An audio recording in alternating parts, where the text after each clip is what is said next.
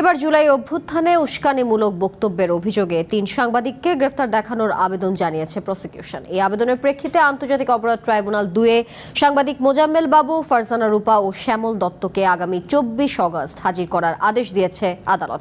Prosecutor Gazi MH Tamim দাবি করেন, ২০২৪ সালের ১৪ জুলাই গণভবনে সাবেক প্রধানমন্ত্রীর সংবাদ সম্মেলনে তাকে প্রশ্ন করার মাধ্যমে উস্কানি দিয়েছিলেন এই ৩ সাংবাদিক। পরবর্তীতে আন্দোলনকারীদের বিরুদ্ধে এসব সাংবাদিক গণমাধ্যমে বিভিন্ন উস্কানিমূলক বক্তব্য দিয়েছেন। এই মামলায় আরও অনেকের বিরুদ্ধে তদন্ত চলছে বলেও জানায় প্রসিকিউশন। এরই মধ্যে সাংবাদিক মোজাম্মেল বাবু ও ফারজানা রূপা হেফাজতে ইসলামের শাপলা চত্বরের সমাবেশকে কেন্দ্র করে মানবতা বিরোধী অপরাধ মামলায় গ্রেফতার রয়েছেন। তবে শ্যামল দত্তকে এই প্রথম ট্রাইব্যুনালের কোনো মামলায় গ্রেফতার দেখানোর আবেদন জানানো হলো।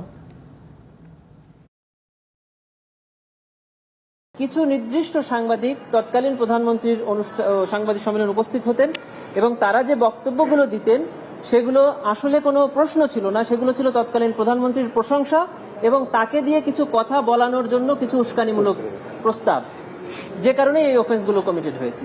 মোজাম্মেল বাবু সাহেব, শ্যামল দত্ত এবং ফারজানা রূপা এই ৩ জনের বিরুদ্ধে এই আদেশ। নগদ নিয়ে এলো হার না মানা হার অফার। সর্বনিম্ন ১০,০০০ টাকা রেমিটেন্স নগদে পাঠালে থাকছে স্বর্ণের হার জেতার সুযোগ।